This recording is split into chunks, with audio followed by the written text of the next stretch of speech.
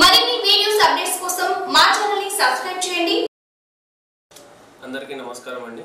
నా పేరు శ్రీకాంత్ రెడ్డి, ఎండి general physician and specialist in diabetes and infectious disease. ఇవాళ మనం మాట్లాడుకునే టాపిక్ యాసిడ్ పెప్టిక్ డిజార్డర్స్. అంటే ఇప్పుడు అందరికీ తెలిసిన వాడుక భాషలో ఏమనుకుంటామంటే ఎసిడిటీ కానీ లేకపోతే గ్యాస్ ట్రబుల్ కానీ అంటారు.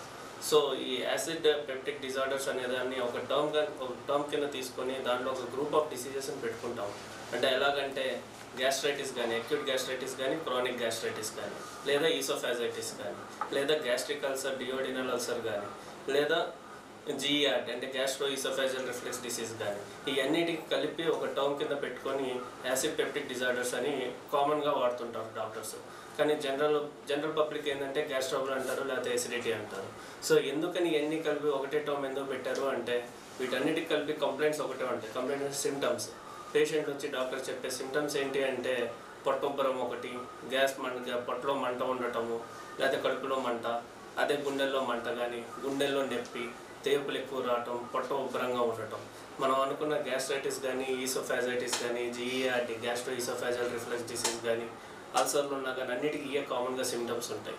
సో ఈ అన్నిటికి కలిపి ఒకటే నేమ్ కింద యాసిడ్ పెప్టిక్ డిజార్డర్స్ అని చెప్పి చెప్పుకుంటాము.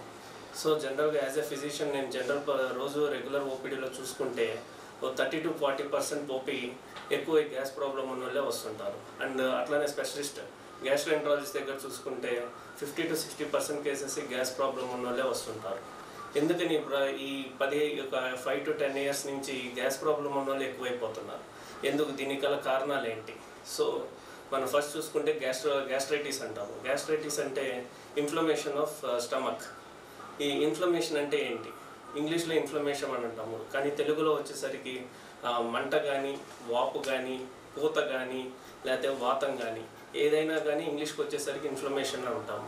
ఉదాహరణకి దెబ్బ తగిలితే వాపు వస్తుంది, దాన్ని ఇన్ఫ్లమేషనే అంటారు. అదే పొట్టలో పూత వస్తే దాన్ని ఇన్ఫ్లమేషనే అంటారు.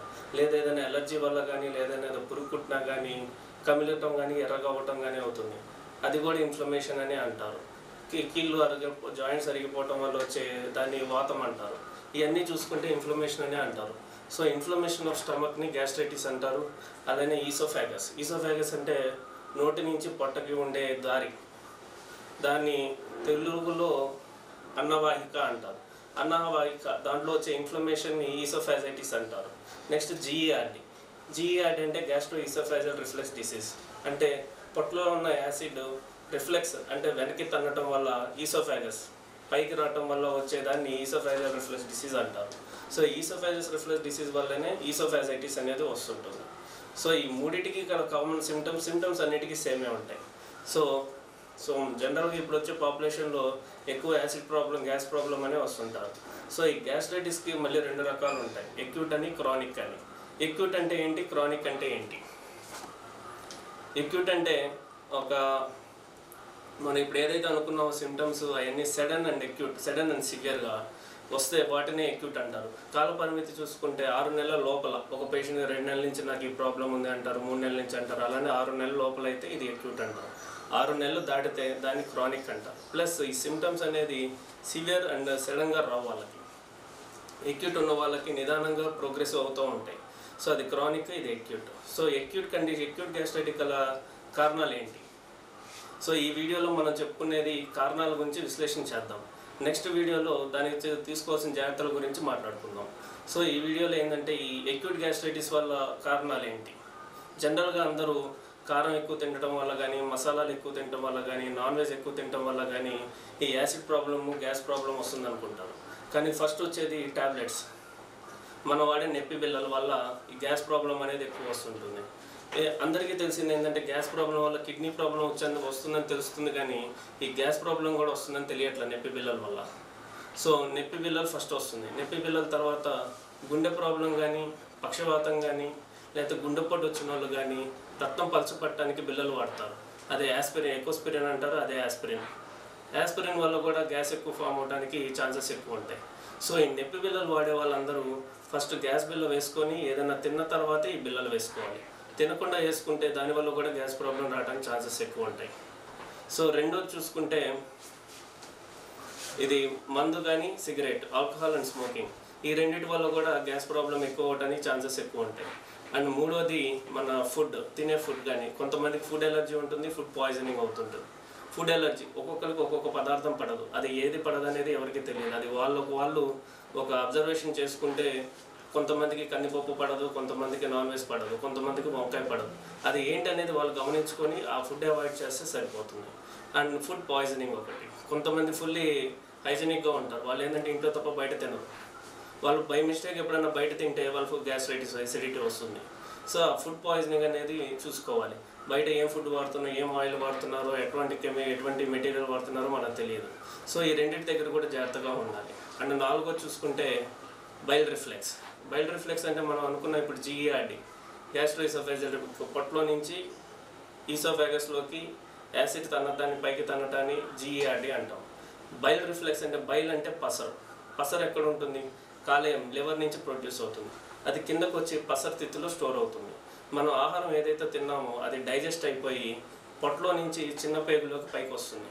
ఆ చిన్న పేగులో ఈ బైల్ అనేది రిలీజ్ అవుతుంది. ఒక్కొక్కసారి ఏమైందంటే ఆ బైల్ చిన్న పేగులో నుంచి పొట్టలోకి లీక్ అవుతుంటుంది. ఆ లీక్ అవటం వల్ల కూడా బైల్ రిఫ్లెక్స్ అంటారు. దానివల్ల కూడా గ్యాస్ ఫామ్ అవడానికి ఛాన్సెస్ ఉంటాయి. అండ్ ఇంకోటి ఇంపార్టెంట్ ఏంటంటే ఇన్ఫెక్షన్స్, బ్యాక్టీరియల్ ఇన్ఫెక్షన్ ఒకటి, వైరల్ ఇన్ఫెక్షన్ ఒకటి, అండ్ ఫంగల్ ఇన్ఫెక్షన్స్. వీటి వల్ల కూడా గ్యాస్ ప్రాబ్లం రావడానికి ఛాన్సెస్ ఎక్కువ ఉంటాయి. సో వీటి దగ్గర జాగ్రత్తలు పాటిస్తే ఈ యాసిడ్ ప్రాబ్లం అనేది రాకుండా ఉంటుంది. అండ్ క్రానిక్ గ్యాస్ట్రైటిస్ అంటే మనం ముందలే అనుకున్నాం. మనం ముందర ఏదైతే సిమ్టమ్స్ అనుకున్నామో ఆ సిమ్టమ్స్ అన్నీ నిదానంగా వస్తాయి. కొద్దిగా రోజు మార్చి రోజు కొద్దిగా ఇంక్రీజ్ అవుతాం. 6 నెలల తర్వాత కానీ బయటపడవు. ఈ క్రానిక్ ప్యాంక్రియాటిక్ గ్యాస్ట్రైటిస్ కేసెస్లో 100 కేసులు చూసుకుంటే 80 కేసులు బ్యాక్టీరియల్ ఇన్ఫెక్షన్ వల్లే వస్తుంది. ఈ 80 కేసుల్లో ఎక్కువ బ్యాక్టీరియా ఏంటంటే H. pylori బ్యాక్టీరియా అంటారు. ఈ బ్యాక్టీరియా వల్లనే ఎక్కువ మందికి ఇన్ఫెక్షన్ వస్తుంటుంది. ఈ ఇన్ఫెక్షన్ ఎలా వస్తుంది, ఈ బ్యాక్టీరియా మన బాడీలోకి ఎలా వస్తుందని ఇప్పుడు వరకు చేసిన పరిశోధనలో క్లియర్ కట్ ఎవిడెన్స్ అనేది రాలేదు. కానీ అట్ ప్రజెంట్ అనుకుంటుంది ఏంటంటే ఫీకోవరల్ రూట్ అంటారు. అంటే మనం మార్నింగ్ లేవగానే మల విసర్జన చేసుకొని చేతులు సరిగ్గా శుభ్రం చేసుకోకుండా ఆ చేతితో మనం మంచినీళ్ళు తాగటం కానీ ఆహారం తినడం కానీ చేస్తే అది మన ఇన్ఫెక్షన్ అనేది మన పొట్టలోకి వెళ్తుంది. అదొకటి, లేదా ఫుడ్ కంటామినేషన్ కానీ వాటర్ కంటామినేషన్. ఇది కూడా అంతే, మన చేతులు సరిగ్గా శుభ్రం చేసుకోకపోవటం వల్ల అది మన కుండలో వాటర్ తాగటం కానీ అలా చేసినప్పుడు ఆ వాటర్ వేరే వాళ్ళు తాగితే వాళ్ళకి రావడానికి ఉంటుంది, ఆ ఫుడ్ వేరే వాళ్ళు తింటే వాళ్ళకి రావడానికి కూడా ఉంటుంది. సో గ్యాస్ట్రైటిక్ గల కారణాలు ఇవి, వీటి గురించి ఈ కారణాలు ఇవి. అండ్ ఈసోఫాజైటిస్కి మనం ముందలే అనుకున్నాం. ఈ ఈసోఫాజైటిస్ అంటే ఇన్ఫ్లమేషన్ ఆఫ్ ఈసోఫాగస్. అది ఎలా వస్తుందంటే ఈ GERD అంటారు కదా, GERD అంటే గ్యాస్ట్రోఇసోఫాజియల్ రిఫ్లెక్స్ డిసీజ్. ఈ పొట్టలో ఉన్న యాసిడ్ ఈసోఫాగస్లోకి వెళ్తే అక్కడ పూత ఏదైతే ఉంటుందో ఈసోఫాగస్కి ఆ పూత డ్యామేజ్ అవ్వటం వల్ల వచ్చే ప్రాబ్లం. ఈ యాసిడ్ అసలు పొట్టలో నుంచి పేగులో ఈసోఫాగస్లోకి ఎందుకు వెళ్తుంది? అక్కడ స్పింక్టర్, ఈసోఫాజియల్ స్పింక్టర్ అనేది ఉంటుంది. స్పింక్టర్ అంటే స్ప్రింగ్ డోర్ లాగా పనిచేస్తుంది. ఆ డోర్ ఏంటంటే పైనుంచి మనం ఏదైతే తిన్నామో అది పొట్టలోకి వెళ్ళంగానే అది క్లోజ్ అయిపోతుంది. ఒక్కొక్కసారి క్లోజ్ అవ్వకపోవటం వల్ల యాసిడ్ పైకి తంతుంది. ఆ యాసిడ్ పైకి తంటం వల్ల GERD అంటారు. దానివల్ల ఒక్కొక్కసారి మనకి పుల్లటి తేపులు రావటము, గొంతులోకి మెతుకులు రావటము, ఇవన్నీ జరుగుతుంటాయి. సో అది GERD. సో ఈ వీడియోలో మనం కారణాల మీద విశ్లేషణ చేసుకున్నాము. నెక్స్ట్ వీడియోలో దానికి గల చేసుకోవాల్సిన జాగ్రత్తల గురించి మాట్లాడుకుందాము. శ్రీ కామాక్షి కేర్ హాస్పిటల్, సురేష్ మహల్ ప్రక్కన, చర్చి రోడ్, చీరాల. మరిన్ని వీడియోస్ అప్డేట్స్